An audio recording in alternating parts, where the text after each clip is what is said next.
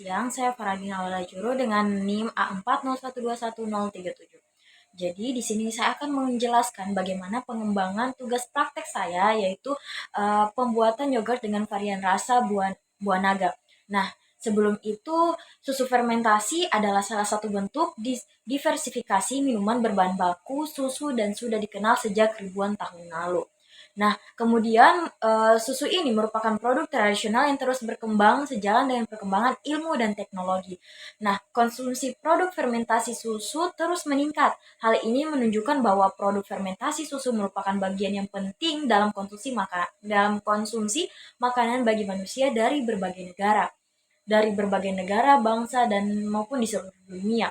Susu fermentasi karena cita rasa khasnya yang menyegarkan merupakan minuman menyehatkan disebabkan mikroorganisme yang terkandung di dalamnya, dan ini adalah suatu cara pengawetan susu. Dan adapun keuntungan dari susu fermentasi, yaitu yang pertama perbaikan nilai gizi, kemudian yang kedua keseimbangan mikroflora usus, yang ketiga metabolisme kolesterol, dan yang keempat pencegahan kanker. Kenapa sampai memilih yogurt? Karena yogurt lebih mudah diterima konsumen karena biasanya digunakan sebagai makanan bagi orang-orang yang ingin melangsingkan tubuh. Tetapi sebenarnya yogurt itu banyak manfaatnya untuk kesehatan tubuh kita sendiri. Cuman orang-orang kurang mengetahui hal tersebut. Nah, biasanya kaum muda menyukai yogurt yang diberi cita rasa, tetapi kaum tua justru menyukai yogurt tanpa penambahan flavor atau tanpa penambahan rasa.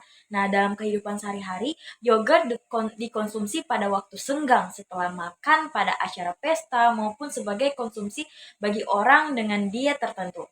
Dan adapun bahan baku dari yogurt yaitu susu pasteurisasi atau susu yang sebagian lemaknya telah dihilangkan. Dan adapun bahan tambahan dalam pembuatan yogurt seperti pemanis, pewarna makanan, bahan stabil dan buah-buahan sebagai flavor. Nah, kali ini saya menggunakan flavornya yaitu dari buah naga. Nah, dalam pembuatan yogurt tentunya memerlukan bibit atau yang biasa disebut dengan starter. Nah, mula-mula Incolum L. bulgaricus maupun S. thermophilus masing-masing dibiarkan dalam susu dan diinkubasi. Bila telah siap digunakan, kedua Incolum tersebut dicampur.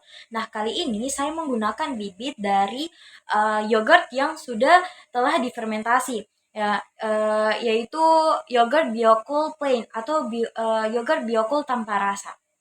Jadi teman-teman, dalam pembuatan yogurt ini kita perlu berhati-hati juga karena apabila stepnya salah ataupun langkahnya salah ataupun penambahan bahannya salah, yogurt tersebut bakalan tidak jadi. Mungkin bisa yogurt tersebut basi, kemudian terbentuknya gas dan lendir. Nah, jadi dalam pembuatan yogurt ini memerlukan pengawasan entah dari terhadap prosesnya, komposisi produknya, pembentukan flavornya, teksturnya, dan warnanya. Nah, jadi teman-teman, untuk kebutuhan bahan yogurt yang saya buat sendiri, yaitu yang pertama menggunakan susu sapi. Nah, di sini saya menggunakan susu sapi UHT full cream. Nah, kenapa atau yang biasa disebut ultra milk yang full cream. Nah, kenapa sampai saya menggunakan susu sapi ultra milk full cream? Karena ya tentu saja bisa dijangkau. Kemudian yang kedua yaitu gula halus yang digunakan sebagai pemanis rasa yang ditambahkan untuk flavornya. Kemudian yang ketiga starter Lactobacillus bulgarius, yaitu bibitnya saya menggunakan yogurt Biocool plain atau yogurt Biocool tanpa rasa. Kemudian selanjutnya pewarna saya menggunakan dari buah naga. Tentu saja saya memerlukan juga alat untuk pembuatan yogurt seperti panci stainless, kemudian pengaduk kayu, kompor gas, tabung gas, dan tupperware untuk menginkubasi susu menjadi yogurt. Nah, untuk pembuatan yogurt, yang pertama siapkan seliter susu dan tuang ke dalam panci. Sambil memanaskan susu di atas api kecil, aduk secukupnya. Begitu susu mulai panas, tidak sampai mendidih, matikan kompornya.